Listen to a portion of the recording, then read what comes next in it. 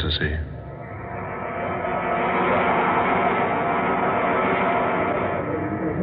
Men call me mad.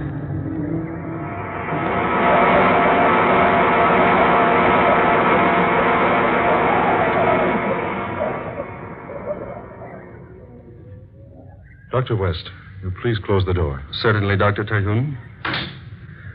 Now, gentlemen, I have summoned you, my two trusted and loyal friends, to divulge a secret that even I myself can hardly comprehend. You've made a new discovery, Charles? Discovery? Yes. I have found another world. A what? Another world, you say? Exactly. Will you please snap off the lights, Doctor? That switch there. Yes, certainly. Now, by means of this special projection machine, I'm going to show you something which will astound you beyond words. I must ask you to remain perfectly still throughout this demonstration. As the picture I'm about to show you progresses, I will explain in detail just what I have done. Now, first of all, to start the machine. Now, observe this picture I've taken on color film. A picture of the new moon. Now, you will notice that the camera has picked up a single ray of the moon. It's focused up on a wall whereon dances a single tiny moonbeam. The camera approaches the moonbeam. Closer. Closer. Still closer. And then the special film in my camera reaches the lens. The scene changes. Dr. Smith. Gentlemen, please. Now, you see here my other world. My world within a moonbeam, taken upon special color film of my own invention. Film that is constructed to pick up objects within the very atoms. Objects smaller, that is, than atoms themselves. And notice, please, the coloring of this other world within a moonbeam. See the hills, the plains with their red grass, their red-leaf trees. Notice that tiny stream at the left, a vivid orange. Notice the yellow of the tree trunks, the orange-colored sky, and the deep blue sun. Amazing. The film ends quickly now, but first a rare sight is in store for you. Now watch closely. There. A man. But what sort of creature is that he's riding? I don't know. You will notice the animal approaches the small stream, wades quickly through it, and vanishes from the camera's sight. And as he vanishes into the distance, the film ends. Amazing. Astounding.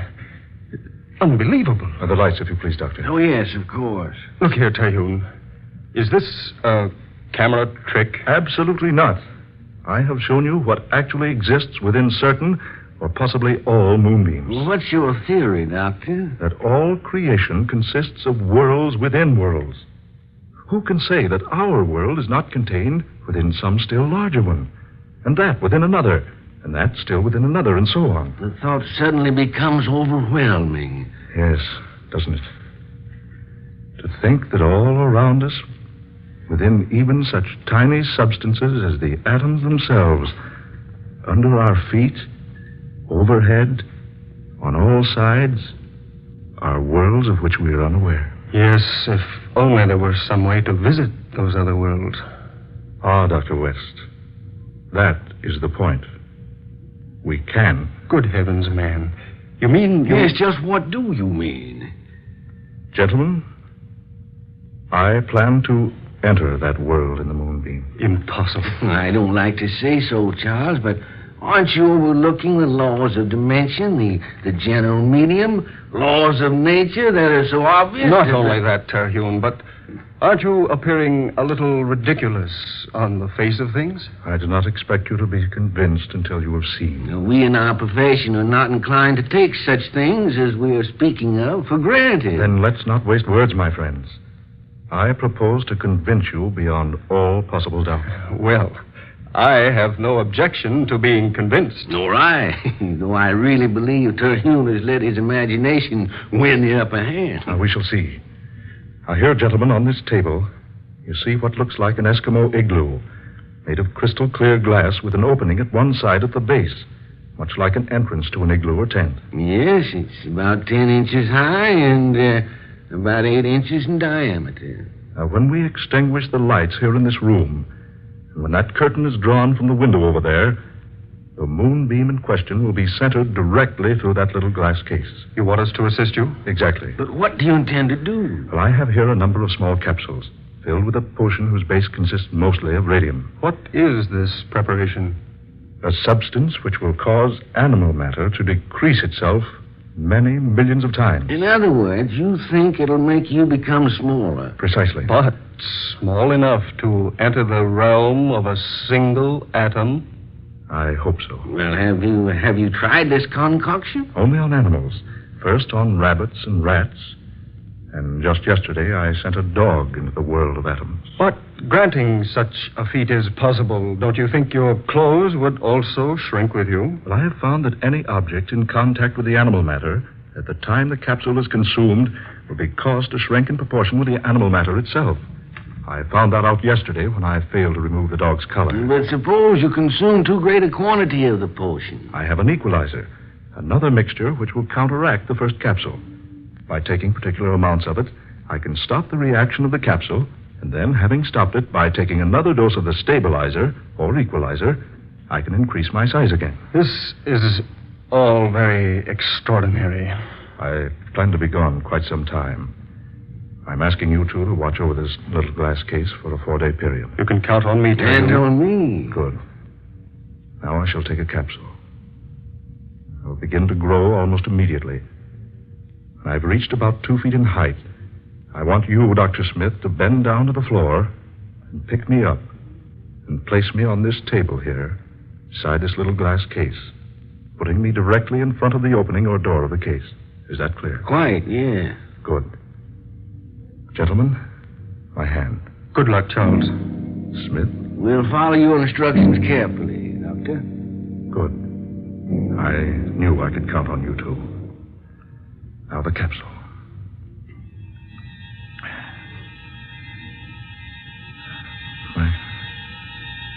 My head is whirring. My ears are ringing. Eyes are growing dim. I have a sensation of emptiness in the pit of my stomach. Do you notice any change in my appearance? Good heavens. He's lost a foot in height. Why, you're growing smaller, Terhune. You are, man. You're actually growing smaller. He's 2 feet smaller now. I hope I regain my eyesight before I become too small. Are my clothes diminishing too? Yes, quite. I cannot describe my sensations. I feel a strange weakness. My senses seem to be deserting me. I find it rather difficult to talk. Look, he's just about 2 feet high now, Wes. Do as he told you, Doctor. Pick him up now. Place him on the table. Yes, just so. Careful now. There. Here. Put him closer to that door so he'll have no trouble finding it. Watch your arm, Doctor. Don't cut off the moonbeam. There. That's good. Say, he's only about 6 inches high now. There he goes. Into the glass case. See? The moonbeam is completely covering him. He's so tiny now you can hardly see him. The size of a small ant. He's faded into the light of the beam now. I wonder what he'll discover in there. I wonder what he'll discover.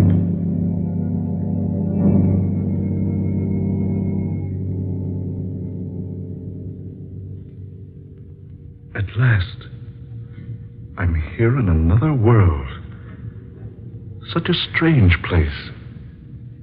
Similar to the place I came from, yet different. Trees, yet with leaves of brilliant scarlet and yellow bark. The grass, also scarlet. An orange-colored sky overhead. A sun of dazzling blue. And the water in the little stream over there. Not blue, but orange. Yes, the colors, all different. Everything else correspondingly the same. Why do you speak so strangely? Oh, I beg your pardon. I thought I was alone. You must be a foreigner. Otherwise, you'd know you're in the king's gardens, and they're quite private. I'm so sorry. Yes, I am a foreigner. If you'll forgive me, I'll leave at once. Oh, no, please. It is our custom to treat foreigners in a friendly manner, and so I bid you welcome. I am the Princess Elena. A princess? Yes, daughter of King Londelier. Surely you've heard of me. No, Princess, I've not. But surely. My father rules the world with kindness and justice, and everyone knows him for his goodness. Princess, will it frighten you if I tell you something? Something most strange. I think not, sir. For you yourself are most strange. Your clothing, the colors, not in the least ordinary, and your features are so different.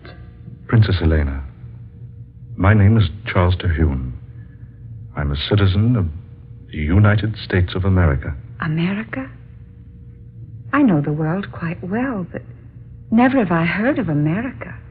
That is why I fear I might frighten you, Your Highness. You see, America is not in this world. It is in another. You're from another world? Exactly. You see, I am a scientist in my own universe. I discovered your world here, so I found a way to come to visit you. You don't seem at all surprised. No. Why should I be surprised? We've expected you for a long time. Me? Well, not you exactly, but someone. What do you mean? Our scientists have known for many years that other worlds besides ours exist, but they've never been able to discover a method of entering one of them. We've been hoping someone from beyond would find a way here. Amazing. That is why I asked if you were a foreigner. Since my father rules the entire world, naturally a foreigner could only be from another world. This absolutely astounds me. Princess, I must speak to your scientists. Oh, this is so wonderful. The people of our world seem much alike, save in a few minor respects. We look alike, talk alike. We've often wondered how much we would be like the people from beyond. Take me to your scientists, Princess. I must see them. I'll gladly take you to them. But first, I must warn you. You're in great danger. Danger? Our world is doomed. We're falling victims to a strange malady which none of our doctors or learned men can overcome. It is slaying our people by the thousands. A plague? Yes. A mysterious disease, one we've never encountered before in all history. If you would save yourself, use whatever method you have and return to your own world before it's too late. One moment. Princess, will you take me to your father? I don't know why I say this, but perhaps I can help. Oh, no. No, save yourself. I beg of you. Do not remain here to perish. Please, Princess. At least allow me to try to help. You're either very brave or very foolish. Brave or foolish, take me to your father. Very well. But he will only warn you, as I have done.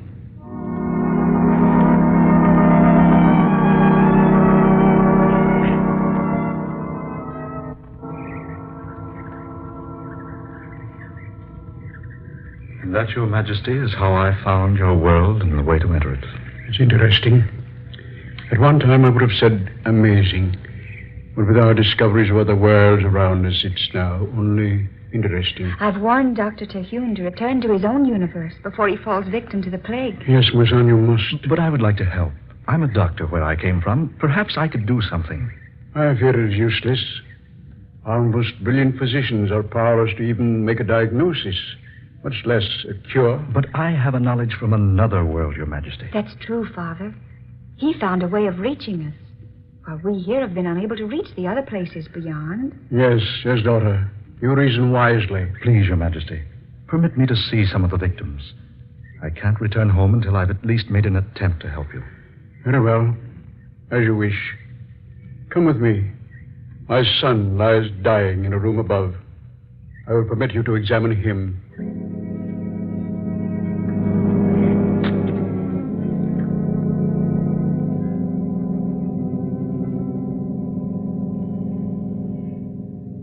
Well, Dr. Terhune? Your Majesty. Dr. Terhune. Heavens, man, this is typhoid. Typhoid? But what is typhoid? We have it on our Earth.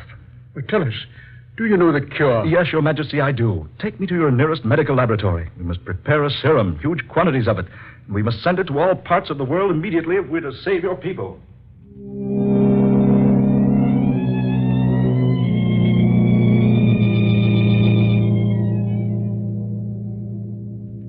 Daughter, these reports, from all parts of the universe, the deaths grow fewer and fewer each day. It's a miracle, Father.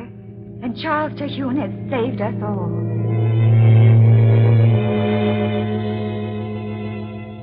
There have been no typhoid deaths now for 3 days.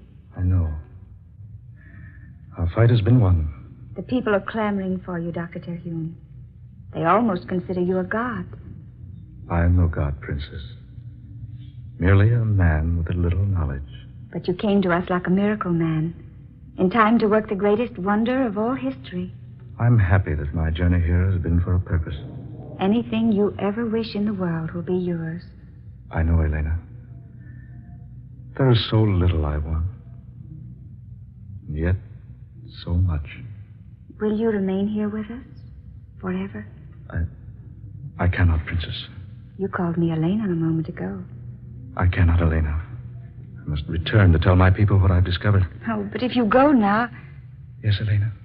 Oh, why must we always be governed by rules of propriety? Elena, if you're thinking what I hope you are... Charles? Elena, my darling. Is it wrong to say I love you? Charles, is it wrong for stars to shine? Or for flowers to bloom? Oh, my darling princess. Charles. I love you, Elena. And I love you. Please, don't leave me, my darling. Just for a little while. I will return to you, Elena. I promise. Then I will wait for you, beloved. And when you return, nothing in this world or any other will ever take us apart.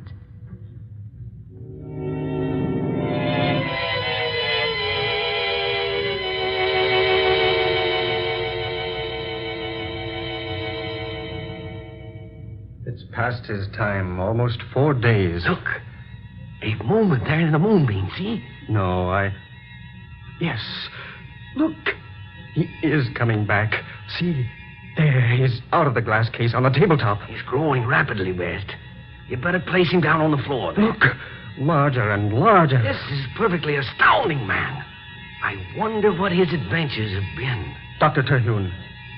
Can you hear me, Dr. Terhune? He's almost 4 feet tall now. Can you hear me, Doctor? Water. Some water, please. Water, West. West, quickly. Over there in that goblet. Yes, just one moment. Here we are. He's all right now. Full size again. Here, Terhune. Drink this. Yes. Thanks. Ah, that's better. Are you all right, Terhune? Yes, quite all right, thank you. Gentlemen, I have had the strangest experience imaginable. I have visited a world that's amazing and wonderful. Tell us about it. Yes, I will. When I became small enough to enter the moonbeam, I found myself in the exact spot you two saw in the picture I displayed for you. I did not know which way to go, naturally, but after a moment I heard someone speak to me.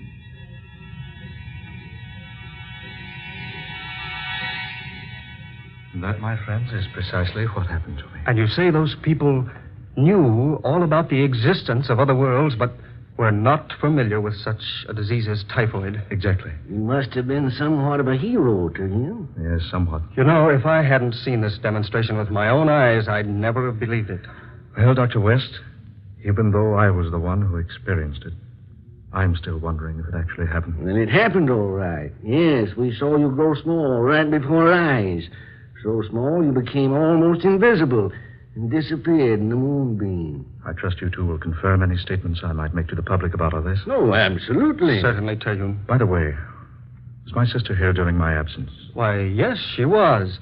She acted very strangely, too, but we told her nothing. Well, gentlemen, perhaps I should have told you this before. You see, my sister and I jointly own several hundred acres of valuable oil land in the south. She's a greedy woman. She's tried for years to obtain full possession of the property.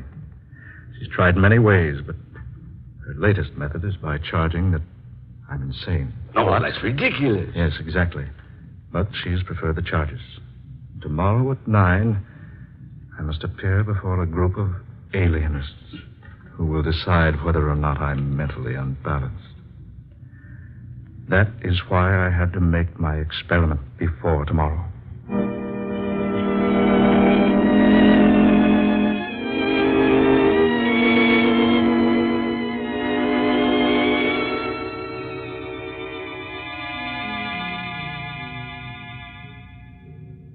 Dr. Terhune, you've been carefully examined by this impartial and experienced board of alienists at the request of your sister.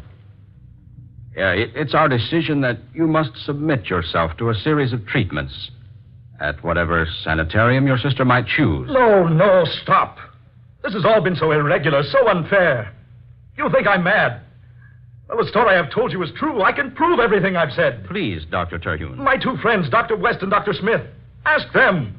Why haven't you let them testify for me? They saw it. They'll tell you everything I've said is true. One moment. Yes? Oh. Yes, he's here with me now. I see. Yes, all right. I'll tell him.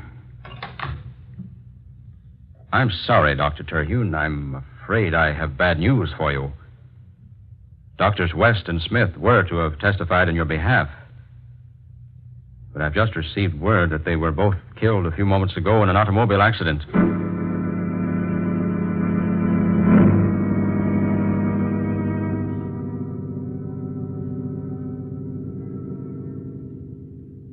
And that was the verdict. Now men call me mad. So they've locked me here in the cell till the time they can remove me to a sanitarium. Any moment now they'll come for me, whisk me off through the night.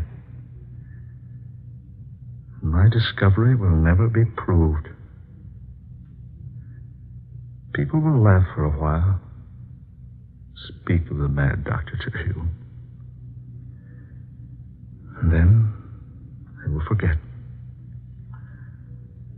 And for me, no escape. Charles, my darling. Elena. No escape. No escape. Oh, what a stupid fool I am. The moonbeam, of course. The moonbeam.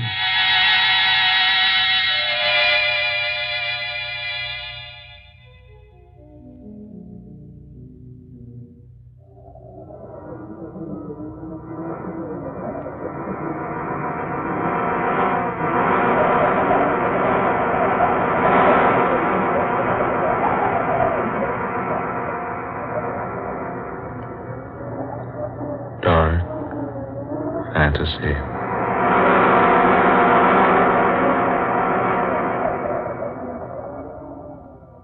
Men Call Me Mad, an original tale of dark fantasy by Scott Bishop.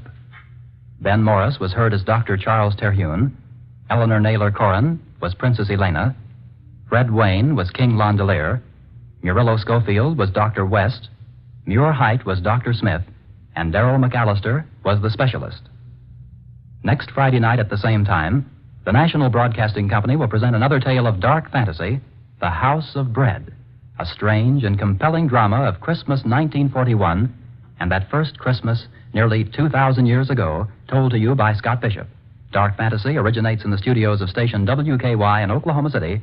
This is the National Broadcasting Company.